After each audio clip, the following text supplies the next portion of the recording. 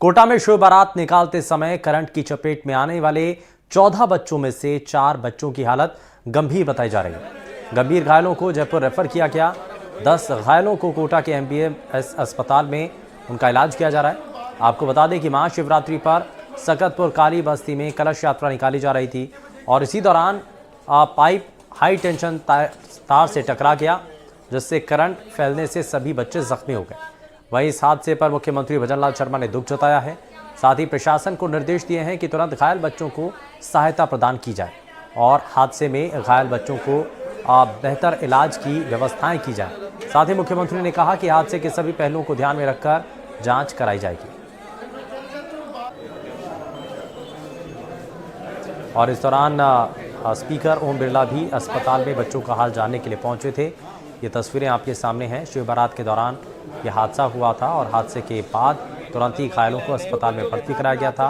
इस दौरान लोकसभा स्पीकर ओम बिरला भी घायलों की स्थिति जानने के लिए, उनका हाल जानने के लिए अस्पताल में पहुंचे।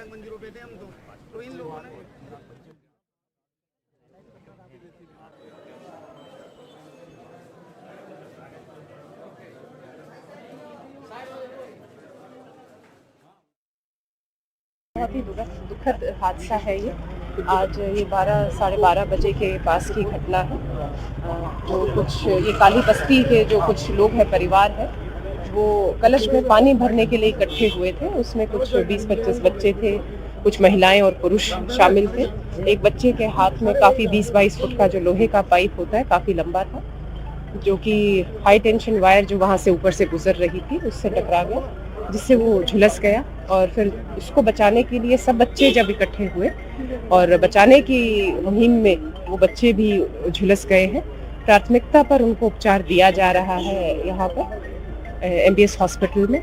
और हम कोशिश कर रहे हैं कि अभी जो सबसे पहली प्राथमिकता यही रहेगी कि उनका इलाज अच्छी तरीके से। 14 से 15 बच्चे, एक लगभग 100% मरना है, दूसरा एक और बच्चा है वो 50% है। और इसके लिए हमने निर्देश दिए हैं कि उनको हर मुमकिन सुविधा उपलब्ध कराई जा रही है। स्पेशल टीम बना दी गई है। जो भी उनको दवाइयों की कमी ना रहे, किसी भी तरह की उपलब्ध नहीं हो, तो कोई हम उसको कैसे भी उपलब्ध कराएं, लेकिन बच्चों को ठीक करने के लिए, उनको स्वास्थ्य के लिए हर संभव सुविधा दी जा रही है। कोई भी गलत हादसा ज्यादा होता तो शायद और भी लेने बिना प्रशासन की नॉलेज में डाले तो कोई भी। हाँ, तो वो काम जो था वो एक बहुत गलत काम, परमिशन नहीं थी चीजों की और यात्राएं निकल रही थी। लेकिन अब जो भी हुआ यही है कि बच्चे जल्दी ठीक हो जाएं और ठीक है। और ज़्यादा जानकारी के साथ हमारे संवाददाता शाकिर अली हमारे साथ जुड़ चुके हैं। शाकिर, सबसे पहले बताइए घायलों की स्थिति कैसी है, बच्चों की स्थिति क्या है? कुछ बच्चों को जयपुर के अस्पताल में रेफर कर दिया गया है। जी बिल्कुल, जो 5 बच्चे हैं घायलों में उनको जो है जयपुर रेफर किया गया है। और ये 5 बच्चे हैं शगुन, कुशल, सूरज, अनिरुद्ध और यश। सबकी उम्र जो है 15 साल से कम उम्र के ये बच्चे हैं। लेकिन जिस तरह का हादसा हुआ है उसके बाद जो है अब सबक लेने की जरूरत है, क्योंकि ये जो बस्ती है इसमें ज्यादातर मकानों के ऊपर से हाई टेंशन लाइन गुजर रही है। तो इस तरह के हादसे पहले भी वहां पर हुए हैं। आज जब हादसा हुआ तो तमाम जो जनप्रतिनिधि हैं वो भी जो है मौके पर पहुंचे, अस्पताल में पहुंचे। लोकसभा स्पीकर ओम बिरला जो है एक स्कूटी वितरण समारोह में शामिल थे, लेकिन जैसे ही उनको सूचना मिली तो वो तुरंत अस्पताल पहुंचे। उन्होंने घायलों की से जो है कुशल क्षेम पूछी और उचित इलाज के लिए निर्देश दिए। उन्होंने ये भी कहा कि जो गंभीर झुलसे हुए बच्चे हैं उनको जो है उचित इलाज अगर कोटा से बाहर भी उपलब्ध करवाना है तो उसके लिए भी उन्होंने जो है अधिकारियों से बातचीत की है। वहीं शिक्षा मंत्री जो है मदन दिलावर, उन्होंने भी जो है अधिकारियों को निर्देश दिए हैं कि बच्चों का बेहतर इलाज किया जाए। परिजनों से भी उन्होंने बातचीत की है। तो तमाम लोगों की तरफ से जो है यहाँ पर प्रयास किया जा रहा है। लेकिन हादसा जो हुआ है उसमें बड़ी वजह सामने जो आई है, वो जब शिव बारात जब निकल रही थी उस दौरान जो है बच्चे आगे झंडा लेकर के चल रहे थे, वो पाइप जो है उसका वो हाई टेंशन लाइन से टकराया और एक बड़ा धमाका जो है, जबरदस्त धमाका वहां पर हुआ, जिसकी आवाज बहुत दूर तक गई। तो वहां पे आसपास की बस्ती के लोग भी जो है मौके पर पहुंचे और आनंद फानंद में सबको अस्पताल पहुंचाया गया। रात की बात यह है कि फिलहाल जो घायल बच्चे हैं उनमें से ज्यादातर की हालत में सुधार बताया जा रहा है। लेकिन बर्न का मामला है तो जरा सी भी इसमें जो है संवेदनशीलता पूरी तरह से बरतनी होगी। और जो गंभीर घायल हैं, जो गंभीर रूप से झुलसे हैं 5 बच्चे, उनको जयपुर रेफर कर दिया गया है। कोटा उत्तर से जो पूर्व विधायक है प्रहलाद गुंजल, वो भी कुछ देर पहले अस्पताल पहुंचे थे। जो विधायक हैं कांग्रेस के कोटा उत्तर से शांति धारीवाल, उन्होंने भी जो है इस पूरे मामले में दुख जताते हुए अधिकारियों से बातचीत की है। जनप्रतिनिधि जो है पूरी तरह से इसमें अस्पताल पहुंच करके परिजनों से भी मिल रहे हैं और घायलों से भी मिल रहे हैं, क्योंकि ऊर्जा मंत्री कोटा से ताल्लुक रखते हैं हीरालाल नागर, उन्होंने इसके लिए एक कमेटी बनाने के निर्देश दिए हैं और पूरे मामले की जांच के भी निर्देश दिए हैं। तो अब बड़ी बात यह है शुभेंदु जी कि इस पूरे मामले में सबक क्या लेना प्रशासन लेता है, सरकार क्या कदम उठाती है, क्योंकि जो बस्ती है वो पूरी तरह से बसी हुई है और उसी के ऊपर से जो है वहीं पर जो है थर्मल पावर प्लांट उसी के नज़दीक ही है।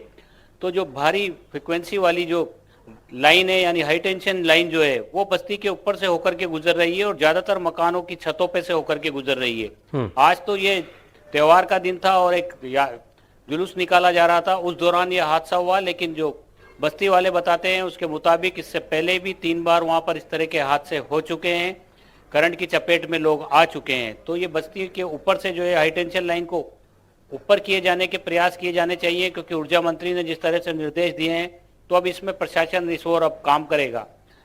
पुलिस ने भी एक टीम गठित की है, क्योंकि पुलिस का कहना है कि इस पूरे ये जो आयोजन किया जा रहा था इसमें परमिशन ली गई थी या नहीं ली गई थी, ये भी एक जांच का विषय है।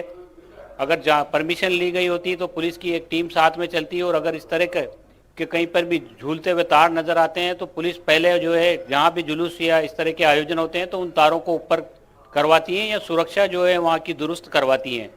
लेकिन जब हादसा हुआ तो पूरे मोहल्ले में अब जो है, क्योंकि सब लोग खुशी मना रहे थे और सारी चीजें जो है वो मातम में तब्दील हो गई, क्योंकि छोटे छोटे बच्चे बुरी तरह से झुलस गए। 5 जो गंभीर घायल हुए हैं उनको जयपुर रेफर किया गया है। कोटा में जिनका इलाज चल रहा है उनके लिए एक चिकित्सकों की विशेष टीम गठित की गई है। लोकसभा स्पीकर ओम बिरला लगातार जो है चिकित्सकों से संपर्क कर रहे हैं, प्रशासनिक अधिकारियों को निर्देश दे रहे हैं।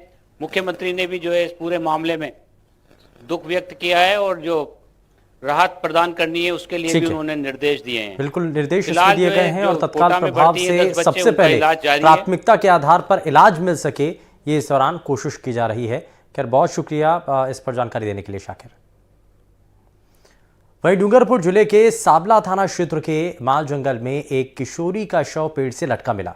शव मिलने पर गांव में सनसनी फैल गई और पुलिस के मुताबिक टोकवासा निवासी 16 वर्षीय सुगन सोमवार को अपने मामा के यहाँ शादी में आई थी और गुरुवार सुबह घर से निकलने के बाद वापस नहीं लौटी। परिजनों ने काफ़ी तलाश की लेकिन कोई सुराग नहीं लगा। मामले में जंगल में मवेशी चराने गए बच्चों ने माल जंगल में बच्ची का शव एक पेड़ से लटका हुआ देखा, जिसके बाद बच्चों ने मामले की जानकारी ग्रामीणों को और पुलिस को दी। जानकारी पर पुलिस मौके पर पहुंची और मृतका की पहचान टोकवासा निवासी सुगन के रूप में हुई है। फिलहाल पुलिस ने शव को पेड़ से नीचे उतारकर आसपुर अस्पताल की मॉर्चरी में रखवाया है। इधर परिजनों ने किशोरी की हत्या की आशंका जताई है।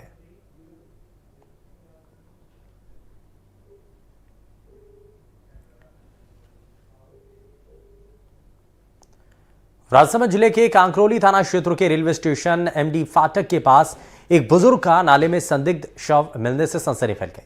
मौके पर पहुंची कांकरौली पुलिस ने शव को नाले से बाहर निकलवाया और पोस्टमार्टम के लिए आरके जिला अस्पताल भिजवाया है। परिजनों के संदेह जताने पर पुलिस ने मेडिकल बोर्ड से पोस्टमार्टम कराने की बात कही है। थानाधिकारी भानुवंत सिंह सोढ़ा ने बताया है कि मृतक भूरालाल की गांव वीरभांजी का खेड़ा निवासी था, जो 2 दिन पहले घर से शादी में जाने के लिए निकला था। परिजनों ने थाने में भूरालाल की गुमशुदगी की रिपोर्ट दर्ज कराई थी।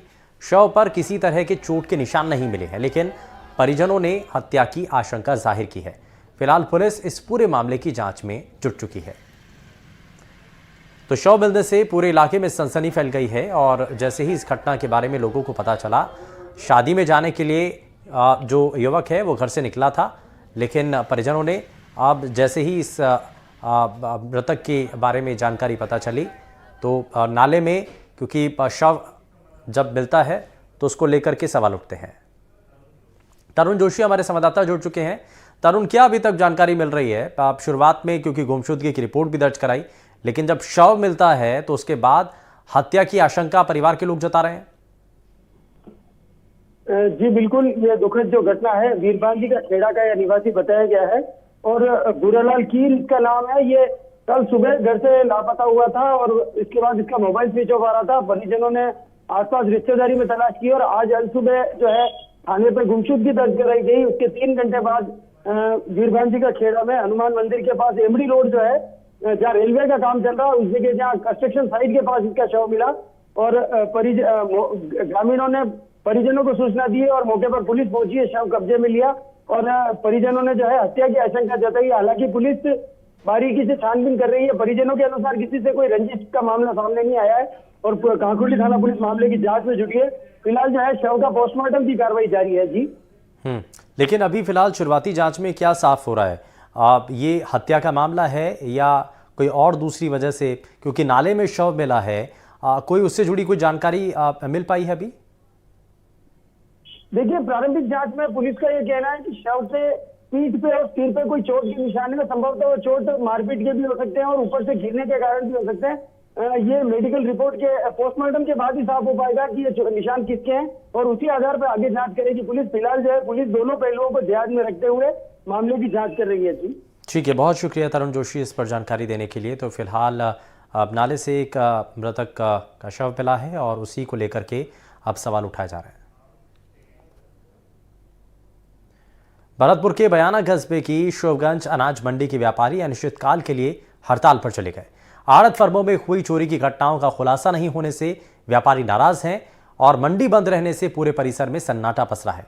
कुछ किसान मंडी में कृषि जिन्स लेकर पहुंचे, लेकिन उन्हें बैरंग वापस लौटना पड़ा। मंडी बंद रहने से कृषि जिन्सों की खरीद फरोख्त का कारोबार पूरी तरीके से बंद रहेगा।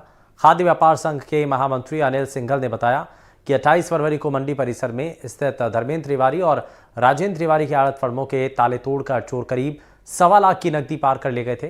घटनाओं के खुलासे के लिए पुलिस प्रशासन ने 3 दिन का समय मांगा था, लेकिन 8 दिन बीतने के बाद भी अब तक चोरों का कोई पता नहीं लग पाया है, जबकि पुलिस प्रशासन को चोरी घटनाओं के सीसीटीवी फुटेज भी उपलब्ध कराए गए।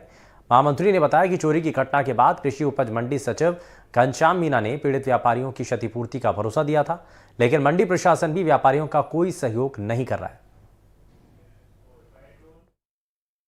अब रात को हम 8 बजे हमारा ये जो दुकान है उसको बंद करके चले गए थे।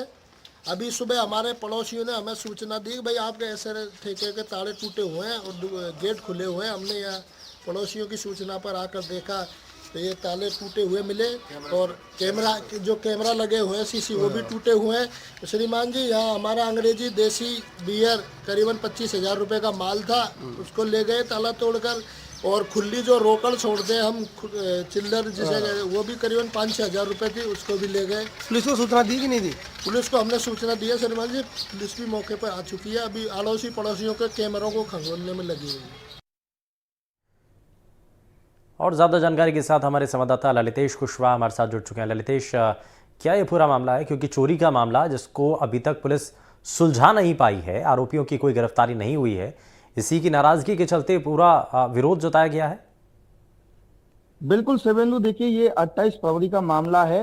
भरतपुर जिले की बयाना कस्बे की शिवगंज अनाज मंडी में अज्ञात चोरों के द्वारा 28 और 29 फरवरी की मध्य रात्रि को 2 फर्मों में चोरी की गई थी और ये जो चोर थे बिल्कुल सीसीटीवी फुटेज में स्पष्ट दिखाई दे रहे थे। उसको लेकर के जब सुबह व्यापारियों को पता चला तो वो मौके पर पहुंचे और पुलिस भी मौके पर पहुंची।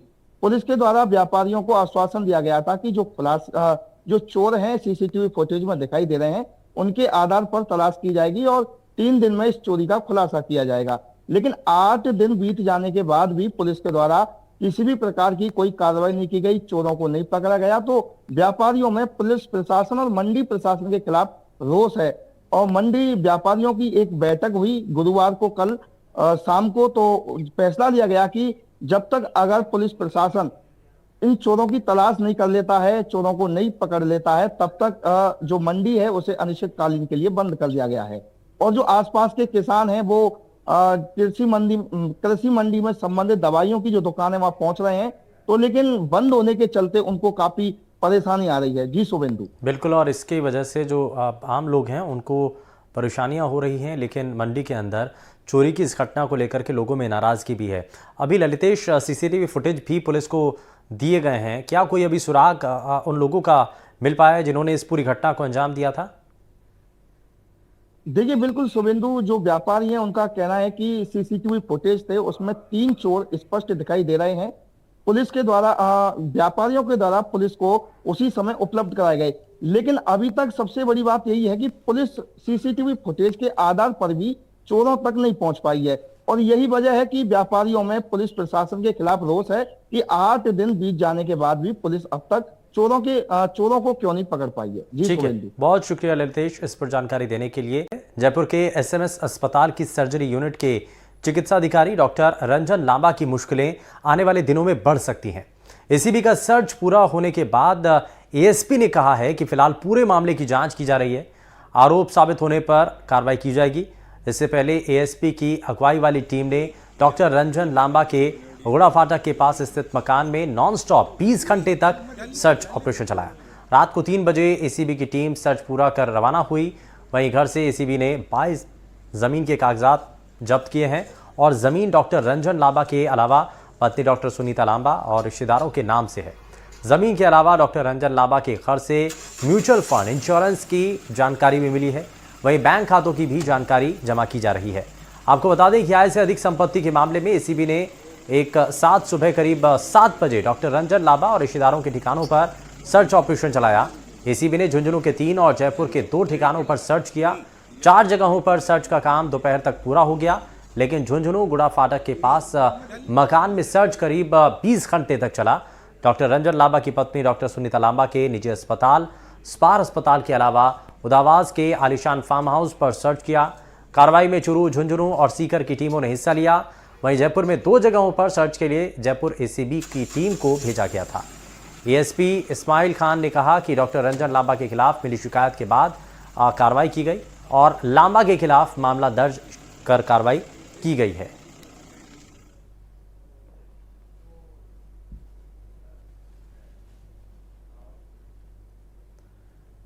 वहीं कोटा में एक और कोचिंग स्टूडेंट ने सुसाइड कर लिया है। स्टूडेंट ने पीजी में सल्फास खाकर खुद की जान दे दी। 16 साल का स्टूडेंट अभिषेक बिहार के भागलपुर का रहने वाला था और पिछले 1 साल से कोटा में रहकर जेईई की तैयारी कर रहा था। पुलिस ने सुसाइड नोट बरामद किया है। डीएसपी धर्मवीर सिंह ने बताया कि अभिषेक पिछले 1 महीने से विज्ञान नगर इलाके में पीजी में रह रहा था। उसने सल्फास का सेवन किया। मौके पर एफएसएल टीम को बुलाया गया है। परिजनों को जानकारी दी गई है। साल 2023 में यानी पिछले साल जो है 26 छात्रों ने जान दी थी। इस साल अब तक आधा दर्जन से ज़्यादा सुसाइड केस सामने आ चुके हैं। बिहार का रहने वाला अभिषेक 1 साल से कोटा में रहकर जेईई की तैयारी कर रहा था।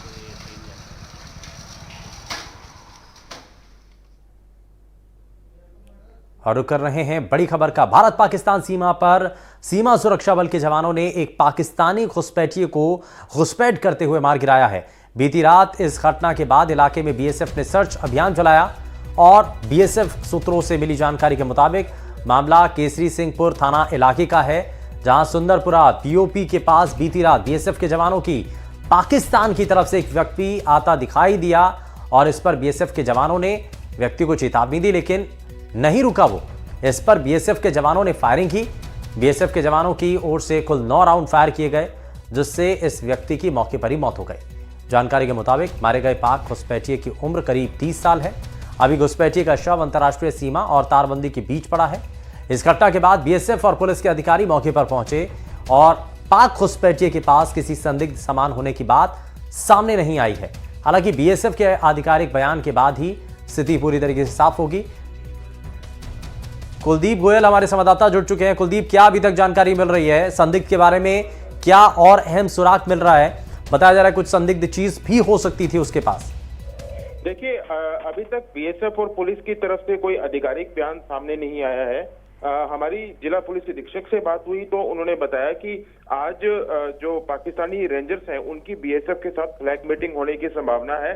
ऐसे में जब ये फ्लैग मीटिंग होगी उसके बाद में ही जो बीएसएफ की तरफ से आधिकारिक बयान आएगा, क्योंकि जिस समय ये घटना हुई उस जो मृतक है उसकी डेड बॉडी है वो इंटरनेशनल बॉर्डर और फेंसिंग के बीच के अंदर ही है।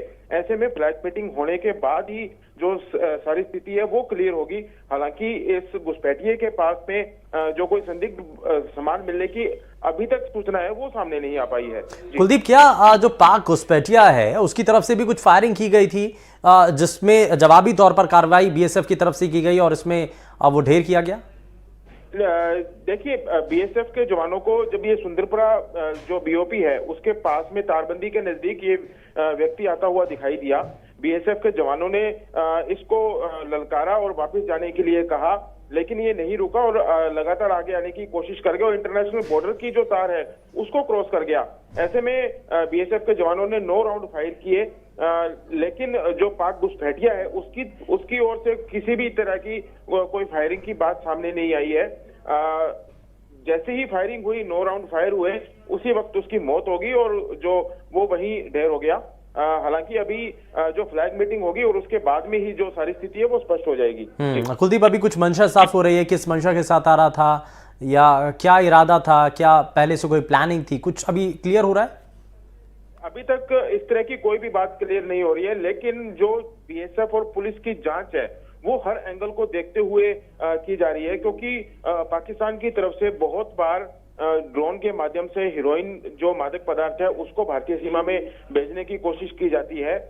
ऐसे में अगर कोई भी व्यक्ति है वो अगर तारबंदी क्रॉस करके भारतीय सीमा में घुसने की कोशिश करता है तो जाहिर सी बात है कि उसके मंसूबे हैं वो ठीक नहीं है। लेकिन वो मंसूबे क्या है, इसकी जो जांच होगी, जब उस व्यक्ति का शिनाख्त होगी कि वो पाकिस्तान के किस गांव या शहर का रहने वाला था, उसका बैकग्राउंड क्या है, तभी स्थिति साफ हो पाएगी। ठीक है, बहुत शुक्रिया कुलदीप इस पर जानकारी देने के लिए। तो फिलहाल बीएसएफ ने एक पाकिस्तानी घुसपैठियों को ढेर कर दिया है, चेतावनी दी गई थी, रोकने की कोशिश भी की थी।